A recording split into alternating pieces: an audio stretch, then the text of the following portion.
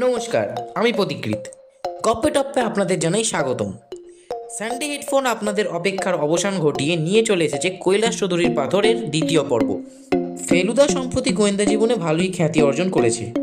কৈলাস চৌধুরী নামক এক ভদ্রলোক ফেলুদাকে চিঠি পাঠিয়ে আসতে বলে।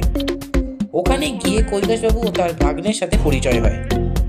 গল্প পাঠে জানা যায় তার কাছে থাকা এক মহামূল্য নীল পাথরের জন্য তাকে হুমকি দেওয়া হচ্ছে। তারপর ফেলুদা কি করলো চলুন জানা যাক। পরের দিন ছিল রবিবার। সারাদিনের মধ্যে বেশিরভাগ সময়টাই ফেলুদা পায়চারি করেছে। বিকেল 4টে নাগাদ ওকে পায়জামা ছেড়ে প্যান্ট পরতে দেখে জিজ্ঞেস করলাম, তুমি কি বেরোচ্ছ? হুম। ভিক্টোরিয়া মেমোরিয়ালের লিলি গাছগুলো একবার দেখে আসবো ভাবছি।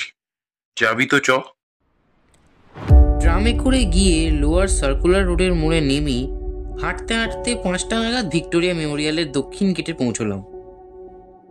এদিকটায় লোকজন একটু কমই আসে, বিশেষ করে সন্ধ্যের দিকটায় যা লোক আসে সবই সামনের দিকে, মানে উত্তরে গড়ের মাঠের দিকে। গেট দিয়ে ঢুকে 20 হাত আন্দাজ করে এগিয়ে গিয়ে দেখি বাঁ দিকে সত্যি লিলি গাছের কেয়ারি। তার প্রথম সারির প্রথম গাছটার নিচেই পাথরটা রাখার কথা। লিলি গাছের মতো এত সুন্দর জিনিস দেখেও গাটা কেমন জানি ছমছম করে উঠল। ফেলুদা বলল, হ্যাঁ তোপসে, কাকার একটা বাইনোকুলার ছিল না, যেটা সেবার দার্জিলিং নিয়ে গিয়েছিলাম? আছে তো। মিনিট 15 ভিক্টোরিয়া মেমোরিয়ালে ঘুরে আমরা একটা ট্যাক্সি নিয়ে সোজা চলে গেলাম লাইট হাউসের সামনে। ফেলুদার কি সিনেমা দেখার শখ হলো নাকি? কিন্তু শেষ পর্যন্ত সিনেমায় না ঢুকে ও গেল উল্টো দিকের একটা বইয়ের দোকানে। এ বই সে বই ঘেঁটে ফেলুদা দেখে একটা বিরাট মোটা স্ট্যাম্প ক্যাটালগ নিয়ে তার পাতা উল্টোতে আরম্ভ করলো। আমি পাশ থেকে ফিস ফিস করে বললাম, তুমি কি অবনীশবাবুকে সন্দেহ করছো নাকি? এত যা স্ট্যাম্পের শখ, তার কিছুটা কাঁচা টাকা হাতে পেলে সুবিধা হয় বই কি। কিন্তু আমরা যখন দোতলা থেকে একতলায় এলাম তখন যে টেলিফোনটা এলো সেটা তো আর অবনীশবাবু করেননি। না, সেটা করেছিল মসলন্দপুরের আদিত্যনারায়ণ সিংহ। বুঝলাম। ফেলুদা এখন ঠাট্টার মেজাজে রয়েছে। ওর সঙ্গে আপাতত এ বিষয়ে আর কথা বলা চলবে না। বাড়ি যখন ফিরলাম তখন 8টা বেজে গেছে। ফেলুদা কোটটা খুলে বিছানায় ছুঁড়ে ফেলে দিয়ে বলল, আমি যতক্ষণ হাত মুখ ধুচ্ছি, তুই ডিরেক্টরি থেকে কৈলাসবাবুর টেলিফোন নাম্বারটা বার কর তো। আর কি। ডিরেক্টরি হাতে নিয়ে টেলিফোনের সামনে বসা মাত্র ক্রিং করে ফোনটা বেজে উঠে আমায় বেশ চমকে দিল। আমাকেই ধরতে হয়। তুলে নিলাম রিসিভারটা। হ্যালো, কে কথা বলছেন? এ কি অদ্ভুত গলা! এই গলা তো চিনি না। বললাম, কাকে চাই? কর্কশ গম্ভীর গলায় উত্তর এলো, ছেলে মানুষ বয়সে গোয়েন্দাদের সঙ্গে ঘোরা হয় কেন? প্রাণের ভয় নেই? আমি ফেলুদার নাম ধরে ডাকতে গেলাম, কিন্তু গলা দিয়ে আওয়াজ বেরোলো না। কাঁপতে কাঁপতে টেলিফোনটা রেখে দেওয়ার আগে শুনতে পেলাম লোকটা বলল, সাবধান করে দিচ্ছি, তোমাকেও তোমার দাদাকেও। ফল ভালো হবে না। আমি কাঠ হয়ে চেয়ারে বসে রইলাম। বাথরুম থেকে বেরিয়ে এসে ফেলুদা বলল, ও কি, ওরকম থুম মেরে বসে আছিস কেন? আর কারই বা ফোন এসেছিল? কোনো মতে ঘটনাটা ফেলুদাকে বললাম। দেখলাম ও গম্ভীর হয়ে গেল। তারপর পিঠে একটা চাপড় মেরে বলল, ঘাবড়াস না, লোক থাকবে, পুলিশের লোক, বিপদের কোনো ভয় নেই। হুম, ভিক্টোরিয়া মেমোরিয়ালে একবার যেতেই হবে কালকে। রাত্রে ভালো ঘুম হলো না। শুধু যে টেলিফোনের জন্য তা নয়, কৈলাসবাবুর বাড়ির ভিতরের অনেক কিছুই বারবার চোখের সামনে ভেসে উঠছিল। ওই সেই লোহার রেলিং দেওয়া ছাদ পর্যন্ত উঠে যাওয়া সিঁড়ি, দোতলায় মার্বেল বাঁধানো অন্ধকার লম্বা বারান্দা, আর তার দরজার ফাঁক দিয়ে বার করা কৈলাসবাবুর বাবার মুখ। কৈলাসবাবুর দিকে ওরকম ভাবে চেয়েছিলেন কেন তিনি? আর কৈলাসবাবু বন্দুক হাতে ছাদে গিয়েছিল কেন? কিসের শব্দ পেয়েছিলেন উনি? ঘুমোতে যাওয়ার আগে ফেলুদা একটা কথা বলেছিল। জানিস তোপসে, যারা চিঠি লিখে আর টেলিফোন করে হুমকি দেয় না, তারা বেশিরভাগ সময় আসলে কাওয়ার্ড হয়। এই কথাটার জন্যই বোধহয় শেষ পর্যন্ত ঘুমটা এসে গেল। পরদিন সকালে ফেলুদা কৈলাসবাবুকে ফোন করে বলে দিল তিনি যেন নিশ্চিন্তে বাড়িতে বসে থাকেন, যা করবার ফেলুদাই করবে। আমি জিজ্ঞেস করলাম, কখন যাবে ভিক্টোরিয়া মেমোরিয়ালে? কাল যে সময় গিয়েছিলাম সেই সময়। ও হ্যাঁ, ভালো কথা, তোর স্কুলের ড্রয়িং খাতা, পেন্সিল টেন্সিল আছে তো? আমি একটু ঘাবড়ে গেলাম। কেন, তা দিয়ে কী হবে? ওফ, আছে কি না বল না। হ্যাঁ, তা তো আছেই। তবে সঙ্গে নিয়ে নিবি। লিলি গাছের উল্টো দিকে কিছু দূরে দাঁড়িয়ে তুই ছবি আঁকবি। এই গাছপালা, মেমোরিয়াল বিল্ডিং, যা হয় একটা কিছু। আমি হব তোর মাস্টার। ফেলুদার আঁকার হাত রীতিমতো ভালো। বিশেষ করে মাত্র একবার যে মানুষকে দেখেছে, পেন্সিল দিয়ে খসখস করে মোটামুটি তার একটা পোর্ট্রেট আঁকার আশ্চর্য ক্ষমতা ফেলুদার আছে। কাজেই ড্রয়িং মাস্টারের কাজটা তার পক্ষে বেমানান হবে না। শীতকালের দিন ছোট হয়, তাই আমরা 4টের কিছু আগেই ভিক্টোরিয়া মেমোরিয়ালে পৌঁছে গেলাম। সোমবার, ভিড়টা আরও কম। 3টে প্যারাম্বুলেটর সাহেবের বাচ্চা নিয়ে নেপালি আয়ারা ঘোরাফেরা করছে। একটা পরিবারকে দেখে মারোয়ারি বলে মনে হয়, আর তাছাড়া 2-1জন বুড়ো ভদ্রলোক। এদিকটায় বিশেষ আর কেউ নেই। কম্পাউন্ডের মধ্যেই, কিন্তু গেট থেকে বেশ কিছুটা দূরে চৌরঙ্গির দিকটা একটা বড় গাছতলায় 2জন প্যান্ট পরা লোককে দেখলাম, যাদের দেখে ফেলুদা আস্তে করে আমায় কনুইটা দিয়ে একটা খোঁচা দিল। বুঝলাম ওরাই হচ্ছে পুলিশের লোক। এদের কাছে নিশ্চয়ই লুকোনো রিভলভার আছে। ফেলুদার সঙ্গে পুলিশের কিছু লোকের বেশ খাতির আছে, এটা আমি জানতাম। লিলি ফুলের শাড়ির উল্টো দিকে কিছুটা দূরে খাতা পেন্সিল বার করে ছবি আঁকতে আরম্ভ করলাম। ধুর, এ অবস্থায় কি আঁকায় মন বসে? চোখ আর মন দুটোই অন্যদিকে চলে যায়। আর ফেলুদা মাঝে মাঝে এসে ধমক দেয় আর পেন্সিল দিয়ে খসখস করে হিজিবিজি এঁকে দেয়, যেন কতই না কারেক্ট করছে। আমার কাছ থেকে দূরে সরে গেলেই ফেলুদা বাইনোকুলার চোখে লাগিয়ে এদিক ওদিক দেখে। সূর্য এখন প্রায় ডুবু ডুবু। কাছেই গির্জার ঘড়িতে ঢং ঢং করে 5টা বাজলো। লোকজন কমে আসছে, কারণ একটু পরেই বেশ ঠান্ডা পড়বে। দেখলাম মারোয়ারিরা একটা বিরাট গাড়িতে উঠে চলে গেল। আয়াগুলো প্যারাম্বুলেটর ঠেলতে ঠেলতে রওনা দিল। লোয়ার সার্কুলার রোড দিয়ে অফিস ফেরত গাড়ির ভিড় আরম্ভ হয়েছে। ঘন ঘন হর্নের শব্দ কানে আসছে। ফেলুদা আমার পাশে এসে ঘাসের উপর বসতে গিয়েও বসলো না। দেখলাম তার চোখ ভিক্টোরিয়া মেমোরিয়ালের গেটের দিকে। আমি সেই দিকে চেয়ে গেটের বেশ কিছুটা বাইরে রাস্তার ধারে একজন ব্রাউন চাদর জড়ানো লোক ছাড়া আর কাউকে দেখতে পেলাম না। ফেলুদা চোখে বাইনোকুলার লাগিয়ে কিছুক্ষণ ওই দিকে দেখে বাইনোকুলারটা আমার হাতে দিয়ে বলল, দেখ, ওই চাদর গায়ে দেওয়ার লোকটা কে? বাইনোকুলার চোখে লাগাতেই লোকটা যেন 10 হাতের মধ্যে চলে এলো। আমিও চমকে উঠে বললাম, এ কি? এই যে কৈলাসবাবু নিজে এসে দাঁড়িয়ে আছেন। হ্যাঁ চল তো, নিশ্চয়ই ভদ্রলোক আমাদের খুঁজতে এসেছেন। কিন্তু আমরা রওনা হওয়ার সঙ্গে সঙ্গেই দেখলাম ভদ্রলোক হাঁটতে আরম্ভ করলেন। গেটের বাইরে এসে কৈলাসবাবুকে আর দেখা গেল না। চল শ্যামপুকুর। ভদ্রলোক বোধহয় আমাদের দেখতে পাননি, আর না দেখে নিশ্চয়ই চিন্তিত হয়ে পড়েছেন। ট্যাক্সি পেলে ট্যাক্সিই নিতাম, কিন্তু অফিস টাইমে সেটা সম্ভব নয়।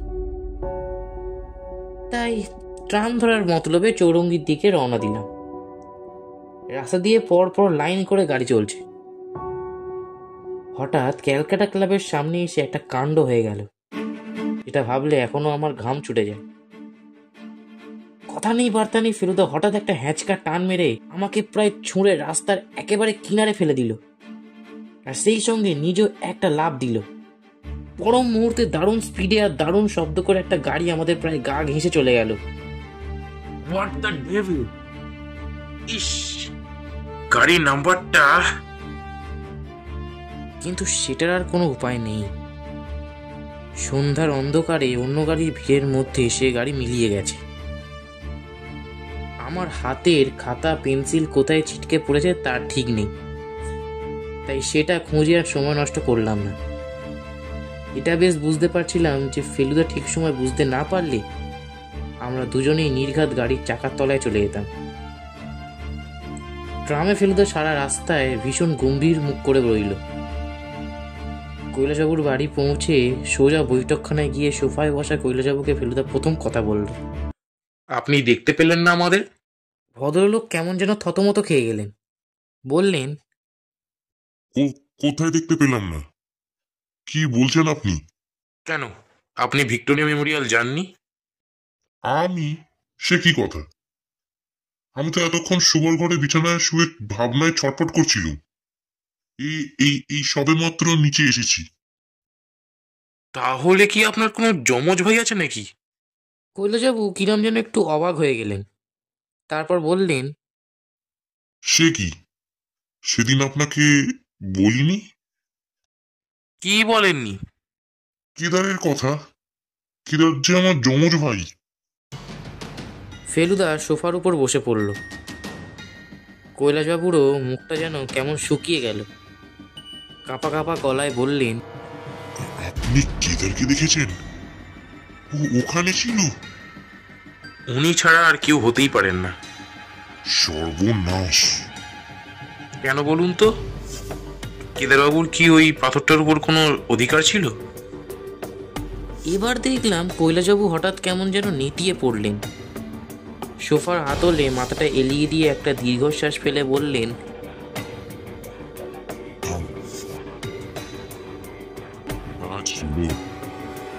ছিল। কেদারই প্রথম পাথরটা দেখে, আমি মন্দিরটা দেখি। উফ! কিন্তু দেবমূর্তির কপালে পাথর কেদারই প্রথম দেখে। তারপর আর কি মিস্টার মিত্তির, একরকম আবদার করেই পাথরটা নিয়ে নি। অবশ্যই মনে জানতুম ওটা আমার কাছে থাকলে থাকবে, কেদার নিলে ওটা বেচে দেবে আর দিয়ে টাকাটা নষ্ট করবে। আর ওটার যে কত দাম সেটা আমি জেনেও কেদারকে জানাইনি। সত্যি বলতে কি, কেদার যখন বিদেশ চলে গেল তখন আমার মনে একটা নিশ্চিন্ত ভাব এলো। কিন্তু ওখানে হয়তো ও বিশেষ সুবিধা করতে পারেননি, বলুন, তাই ফিরে এসেছে। হয়তো পাথরটাকে নিয়ে বিক্রি করে সেই টাকায় নতুন কিছু ব্যবসা বাঁধবে।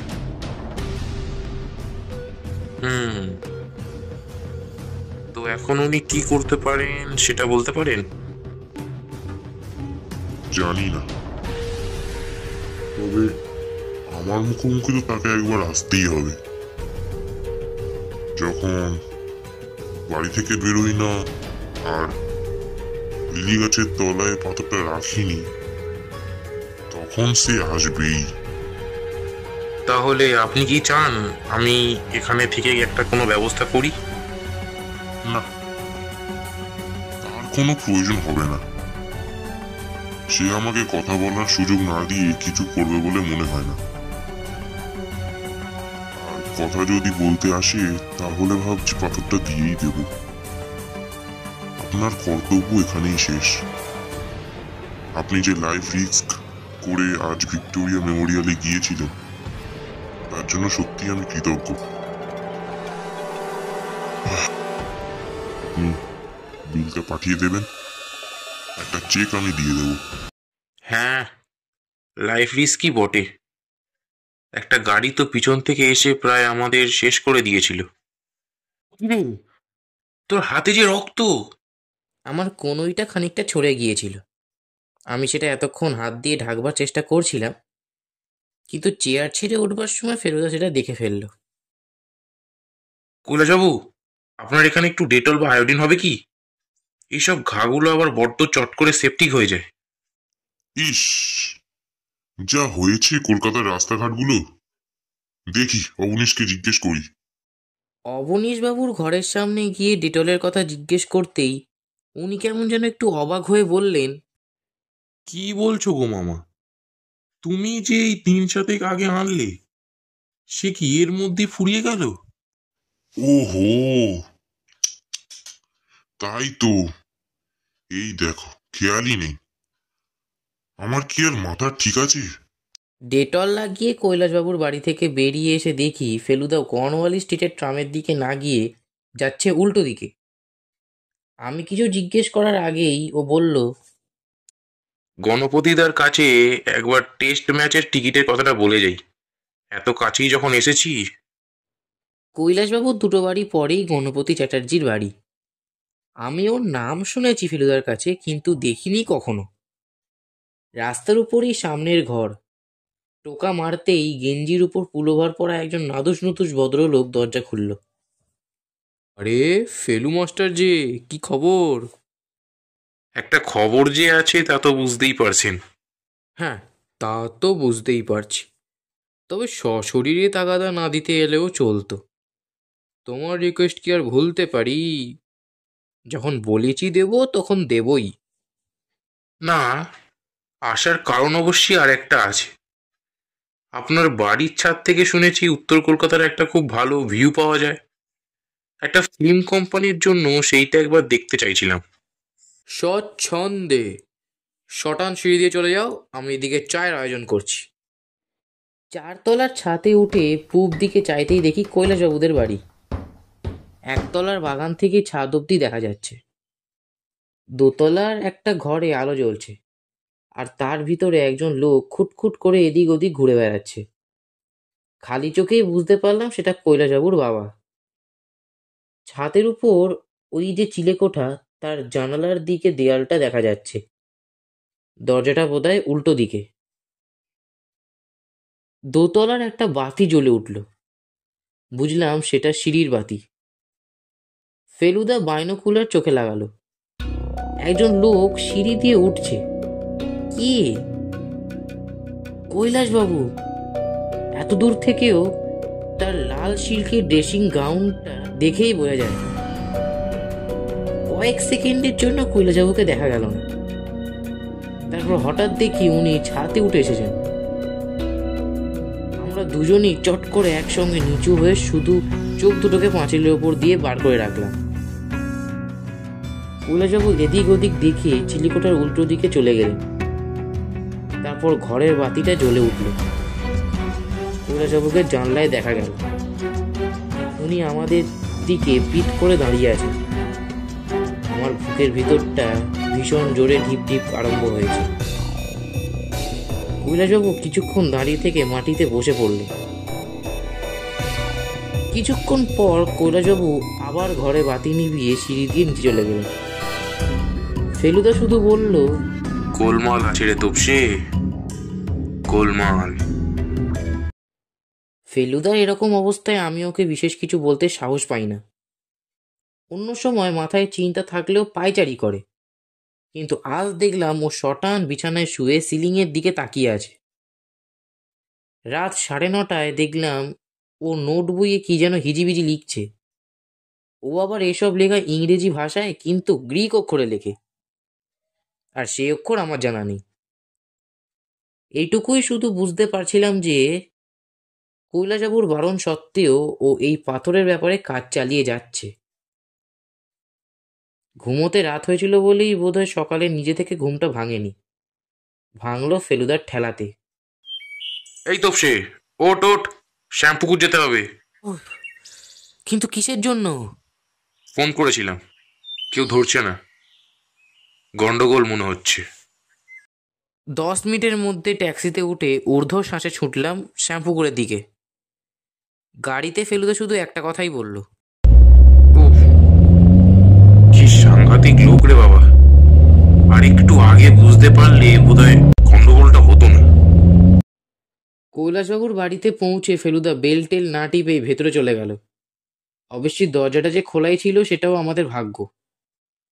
সিঁড়ি পেরিয়ে অবনীশবাবুর ঘরের সামনে পৌঁছতেই চক্ষু স্থির। টেবিলের সামনে একটা চেয়ার উল্টে পড়ে আছে, আর তার ঠিক পাশেই মেঝেতে দুটো হাত পিছনে জড়ো করে বাঁধা আর মুখে রুমাল বাঁধা অবস্থায় পড়ে আছেন অবনীশবাবু। ফেলুদা হুমড়ি দিয়ে পড়ে 5 মিনিটের মধ্যে দড়ি রুমাল খুলে দিতেই ভদ্রলোক বললেন, উহ, থ্যাংক গড। হ্যাঁ, কে আপনার এই দশা করেছে? হ্যাঁ, হ্যাঁ, মামা, কৈলাস মামা।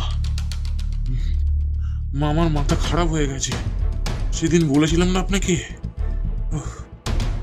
ভোরে এসে বসেছি ঘরে, বাতি জ্বালিয়ে কাজ করছিলাম। মামা ঘরে ঢুকেই আগে বাতি নিভিয়েছেন, তারপর মাথায় একটা বাড়ি, তারপর আর কিছু জানি না, কিচ্ছু না। কিছুক্ষণ হলো জ্ঞান ফিরেছে, কিন্তু নড়তে পারি না, মুখে শব্দ করতে পারি না। আর কৈলাস বাবু? জানি না। ফেলুদা এক লাফে উঠে ঘর থেকে বেরিয়ে গেল। আমিও ছুটলাম তার পিছনে। একবার বৈঠকখানায় ঢুকে কাউকে না দেখে 3 ধাপ সিঁড়ি এক লাফে উঠে দোতলায় পৌঁছে ফেলুদা শটান কৈলাসবাবুর ঘরে গিয়ে উপস্থিত হলো। হাটের চেহারা দেখে মনে হলো সেখানে লোক শুয়েছিল, কিন্তু ঘর এখন খালি। দরজা দেখি হাঁ করে খোলা। ফেলুদা দৌড়ে গিয়ে দেরাজ খুলে জিনিসটা বার করলো। সেটা মকফলের সেই নীল বক্স। খুলে দেখা গেল ভিতরে সেই পাথর যেমন ছিল তেমনই আছে। এতক্ষণে দেখি অবনীশবাবু এসে হাজির হয়েছেন। তার মুখের অবস্থা শোচনীয়। তাকে দেখেই ফেলুদা বলল, হাতের ঘরের চাবি কার কাছে থাকে? সে তো মামার কাছে। তবে চলুন ছাদে। এই বলে ফেলুদা তাকে হিড়হিড় করে টেনে বার করে নিয়ে গেল। অন্ধকার সিঁড়ি দিয়ে 3 জনে ছাদে উঠে দেখি চিলেকোঠার দরজা বাইরে থেকে তালা দিয়ে বন্ধ। এইবার দেখলাম ফেলুদার গায়ের জোর। দরজার থেকে 3 হাত পিছিয়ে কাঁচটাকে আগিয়ে বাঘের মতো ঝাঁপিয়ে পড়ে 4 বার ধাক্কা দিতেই কড়াগুলো পেরেক শুদ্ধ উপড়ে বেরিয়ে এসে দরজাটা ঝটাং করে খুলে গেল। ইয়া! ভিতরে অন্ধকার। 3 জনেই ঘরের মধ্যে ঢুকলাম। ক্রমে চোখটা সয়ে আসতে দেখলাম কোণে অবনীশবাবুর মতোই দড়ি বাঁধা, মুখ বাঁধা অবস্থায় পড়ে আছেন। তিনি কে? কৈলাস চৌধুরী না কেদার চৌধুরী? দড়ির বাঁধন খুলে দিয়ে তাকে কোল পাঁজা করে নিয়ে ফেলুদা সিঁড়ি দিয়ে দোতলায় নেমে কৈলাসবাবুর ঘরে নিয়ে বিছানায় উপর শোয়ালো। ভদ্রলোক তখন ফেলুদার দিকে ফ্যাল করে চেয়ে ক্ষীণ গলায় বললেন, আপনি কি? আগে হ্যাঁ, আমারই নাম প্রদোষ মিত্তির। চিঠিটা বোধহয় আপনিই আমাকে লিখেছিলেন, কিন্তু আপনার সঙ্গে সাক্ষাৎ পরিচয় হওয়ার সৌভাগ্য হয়নি। অবনীশবাবু, এনার জন্য একটু গরম দুধের ব্যবস্থা করুন তো। আমি অবাক হয়ে ভদ্রলোকের দিকে চেয়ে আছি। ইনি তাহলে কৈলাস চৌধুরী? ভদ্রলোক বালিশের উপর ভর দিয়ে খানিকটা সোজা হয়ে বসে বললেন, শরীরের জোর ছিল তাই টিকে গেছি। অন্য কেউ হলে এই 4 দিনে। আপনি বেশি স্ট্রেন করবেন না।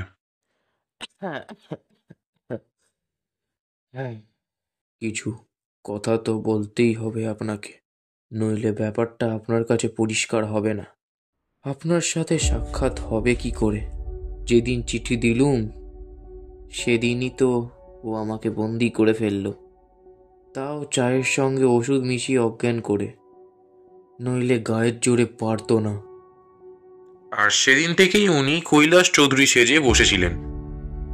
কৈলাসবাবু দুঃখের ভাব করে মাথা নেড়ে বললেন, দোষটা আমারই জানেন। বানিয়ে বানিয়ে বড়াই করাটা বোধহয় আমাদের রক্তে একেবারে মিশে আছে। 50 টাকা দিয়ে একটা পাথর কিনেছিলুম জব্বলপুরের বাজার থেকে। কি দুর্মতি হলো! ফিরে এসে চাঁদার জঙ্গলের এক দেব মন্দিরের গল্প ফেঁদে কেদারকে তাক লাগিয়ে দিলুম। সেই থেকেই ওর ওইটের প্রতি লোভ। আমার ভাগ্যটা ও সহ্য করতে পারেনি। অনেক কিছুই সহ্য করতে পারতো না। বোধহয় ভাবতো দুজনে যমজ ভাই, চোখে দেখে কোনো তফাৎ করা যায় না। অথচ আমার গুণ, আমার রোজগার, আমার ভাগ্য, এ ব্যাপারে ওর সঙ্গে এত তফাৎ হবে কেন? ও নিজে ছিল বেপরোয়া রেকলেস। একবার তো নোট জাল করার কেসে পড়েছিল। আমি কোনো রকমে ওকে বাঁচাই। বিলেত গেল আমারই কাছ থেকে টাকা ধার করে। ভাবলুম আপদ গেল। এই 7 দিন আগে গত মঙ্গলবার বাড়ি ফিরে দেখি পাথরটা নেই। তার কথা মনেই হয়নি। চাকরদের উপর চোটপাট করছিল, কোনো ফল হলো না। বৃহস্পতিবার সকালে আপনাকে চিঠি দিলুম। সেদিনই রাত্রে ও এলো। বাজারে যাচাই করে জেনেছে ও পাথরের কোনো দাম নেই, অথচ ও দেখেছিল লাখ টাকার স্বপ্ন। কি বলবো আপনাকে, ক্ষেপে একেবারে লাল। টাকার দরকার, অন্তত 20,000 চাইল। আমিও রিফিউজ করলাম। তাতে ও আমাকে অজ্ঞান করে বন্দি করলো। বললো যতদিন না টাকা দিই ততদিন ছাড়বে না। ও আমার ভাইও এরকম করলো। আর সে কদিন কৈলাস চৌধুরী সেজে বসে থাকবে, কেবল আদালতে যাবে না, অসুখ বলে ছুটি নেবে।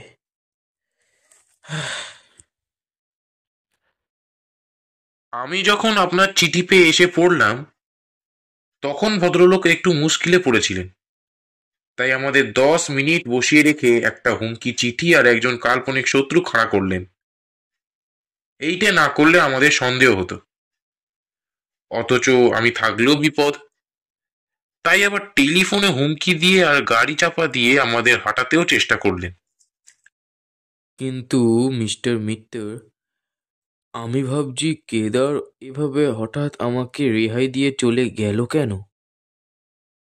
আমি তো কাল রাত অবধি ওকে টাকা দিতে রাজি হইনি। ও কি শুধু হাতেই চলে গেল? অবনীশবাবু যে কখন দুধ নিয়ে হাজির হয়েছেন তা লক্ষ্যই করিনি। হঠাৎ ভদ্রলোকের চিৎকার শুনে চমকে উঠলাম। খালি হাতে যাবেন কেন তিনি? আমার টিকিট, আমার মহামূল্য ভিক্টোরিয়ার টিকিট নিয়ে গেছেন তিনি। সে কি, সেটা গেছে নাকি? গেছে বই কি। তাহলে কি বলছি মিস্টার মিত্তির, আমাকে শেষ করে দিয়ে গেছেন কেদার মামা। কত দাম যেন বলেছিলেন টিকিটটার? 20,000 টাকা। এবার দেখলাম ফেলুদা অবনীশবাবুর দিকে ঝুঁকে গলাটা নামিয়ে বলল, কিন্তু ক্যাটালগে যে বলছে ওটার দাম 50 টাকার বেশি নয় অবনীশবাবু।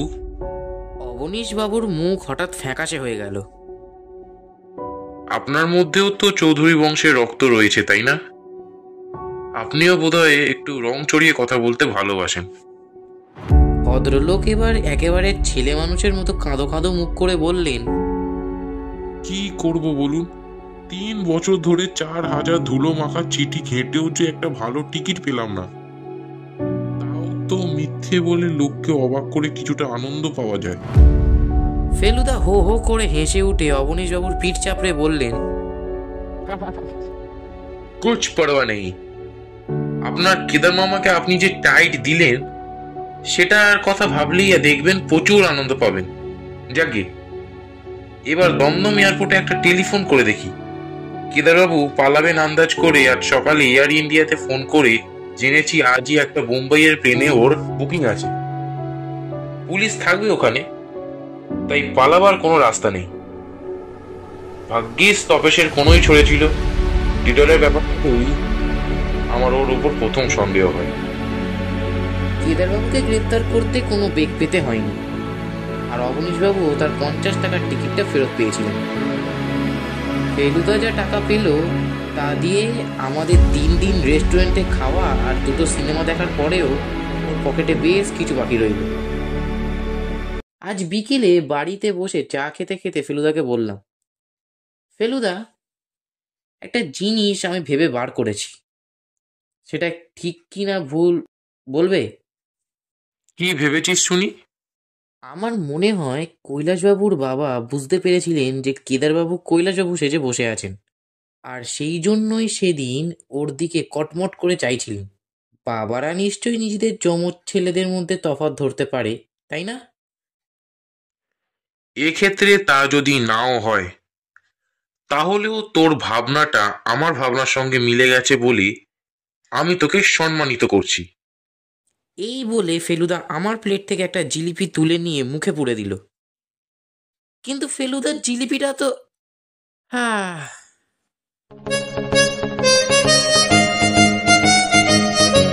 কৈলাস চৌধুরী পাথরের অন্তিম পর্ব এখানেই শেষ হলো। আপনাদের কেমন লাগলো কমেন্ট করে জানাবেন। যদি ভালো লাগে একটা লাইক করবেন, শেয়ার করবেন, আর এরকমই নতুন নতুন গল্প পেতে চ্যানেলটাকে অবশ্যই সাবস্ক্রাইব করে নেবেন। আজ তবে এই অবধি, দেখা হচ্ছে খুব তাড়াতাড়ি আবার কোনো নতুন গল্পের সাথে।